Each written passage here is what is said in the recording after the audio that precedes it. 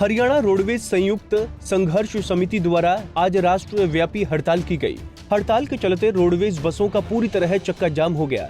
Roadways कर्मचारी हरियाणा सरकार द्वारा निजी कंपनियों से 700 बसें हायर करने और बिना किसी पॉलिसी के प्राइवेट बसों को प्रॉफिट वाले रूटों पर चलाने के साथ विनाशकारी नीतियों के खिलाफ प्रदर्शन कर रहे हैं। इसे लेकर पंजाब केसरी की टीम ने चक्का जाम करने वाले कर्मचारी नेताओं और सवारियों से खास बातचीत की। हरियाणा रोडवेज संयुक्त संघर्ष समिति की तरफ से पूरे हरियाणा के अंदर आज एक राष्ट्रव्यापी हड़ताल का जो है वो इन्होंने आह्वान किया है, जिसके चलते पूरे रात 12 बजे से ही हरियाणा रोडवेज के जो कर्मचारी हैं वो सभी यहाँ पे हर डिपो के अंदर अपने अपने डिपो के अंदर पहुँच करके धरने पर बैठे हुए हैं और आज रात 12 बजे तक जो है ये धरना इनका लागू रहेगा। कई मांगे हैं इन लोगों की, लगातार कई मांगों को लेकर के पिछले कई दिनों से संघर्ष करते आ रहे थे, लेकिन सरकार की तरफ से इनकी मांगे नहीं पूरा होने पर इन्होंने फिर आज एक बार हड़ताल का जो है वो रुख अपनाया। साफ तौर से आप देख सकते हैं पूरे बस स्टैंड के अंदर जो है वो सन्नाटा पसरा हुआ है। सिर्फ रोडवेज कर्मचारी जो हैं वो धरने पर बैठे हैं और जो सवारियां हैं कुछ वो भी यहाँ पे आई हुई हैं। और हालांकि कुछ सवारियां यहाँ पे रोडवेज डिपो में आने के बावजूद साफ तौर से यहाँ से खाली हाथ ही वापस जा रही हैं, क्योंकि किसी भी रूट की कोई भी बस जो है वो यहाँ से नहीं चलने दी जा रही। और साफ आप देख सकते हैं पूरे बस स्टैंड के अंदर सभी बसें हैं जो वो बिल्कुल एक तरीके से स्टैंड के अंदर खड़ी कर दी हैं। और कुछ सवारियां हमारे साथ मौजूद हैं। एहतियातन के तौर पर यहाँ पुलिस बल भी लगाया गया है। उन सवारियों से जानते हैं कि किस तरीके से कब से बैठे हैं और क्या कहना है। क्या नाम है सर आपका? मेरा नाम जी वासुदेव। वासुदेव जी, कहाँ से आए हो आप, कहाँ जा रहे हो? मतलब मैं रहता यहीं हूँ, फिलहाल अपने गाँव जा रहा था करीना। अच्छा, हाँ जी। तो कब से बस नहीं मिली यहाँ पे? तो भाई ईमानदारी से तो आध घंटा हुआ है जी। पंखे की हवा ले रहे हो? बस इसलिए बैठे हुए थोड़ी देर, नहीं जा रहा हूँ वापसी में। अच्छा, हाँ जी। कुछ और छात्र भी हमारे साथ हैं, उनसे जानते हैं। क्या नाम भैया आपका? योगेश। योगेश, कहाँ पढ़ते हो आप? अग्रवाल कॉलेज में वल्लभगढ़। तो कहाँ जाना था आपको? हमें मोहना जाना था जी। अब बस नहीं मिल रही, नहीं, किस तरीके से जाओगे? अब देखते हैं जैसा भी होगा। सुबह भी टाइम से नहीं मिल पाई थी, कॉलेज वालों ने वापस भगा दिया, लेक्चर नहीं लेने दिए। अच्छा, साफ तौर से जो है वो सवारियां यहाँ पे प्रभावित दिख रही हैं। कुछ और लोग हमारे साथ मौजूद हैं जो शायद सवारियां ही दिख रही हैं। आप रोडवेज से हो? आप ये भी रोडवेज कर्मचारी हैं, रोडवेज के जो है वो स्ट्राइक पर बैठे हुए हैं। इनसे जानते हैं हम किस तरीके से क्या इनकी मांगे हैं मुख्यतः। क्या नाम है जी आपका?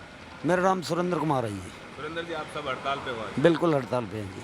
तो क्या कारण रहा, किस तरीके से है, थोड़ा सा बताएंगे जरा? ये मेन बात है जी निजी परमिटों के बारे में।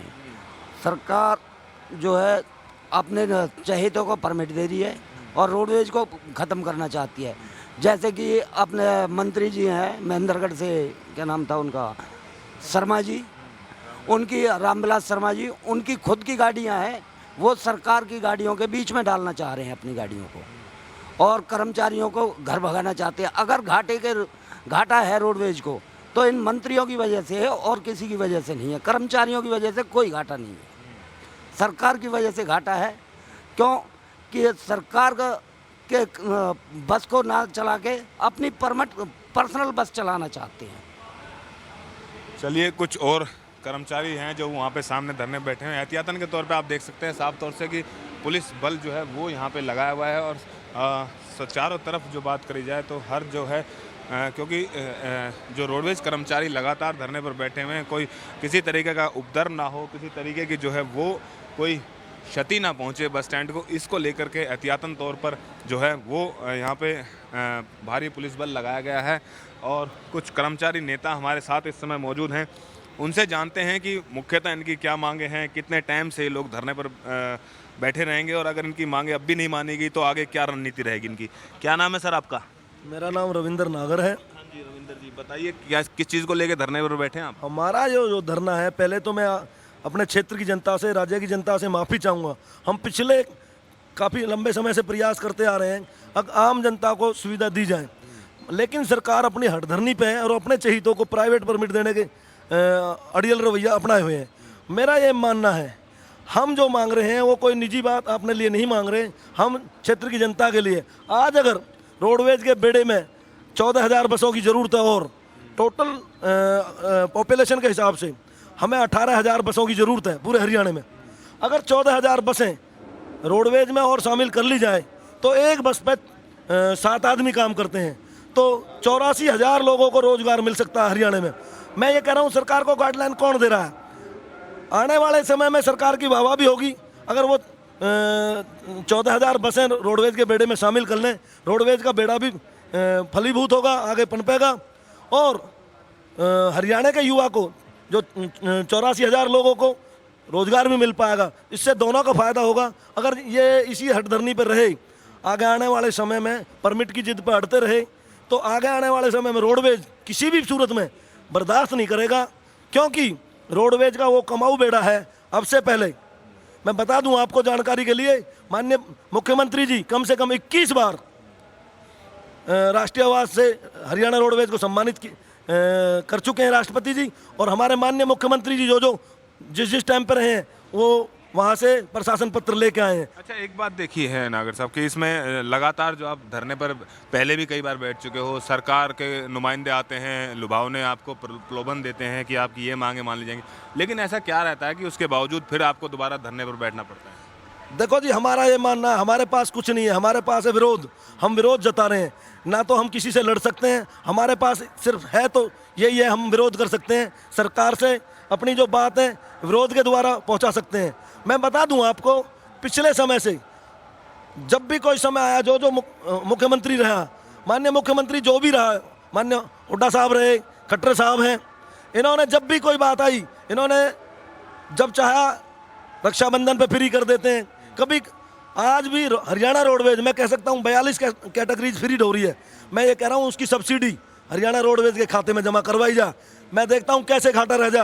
अगर रोडवेज नहीं मुनाफे में चली जाए तो मेरी गारंटी है, करते क्या है, नुकसान पहुँचा रहा है कोई और जुम्मे किसी के में पड़ रहा है।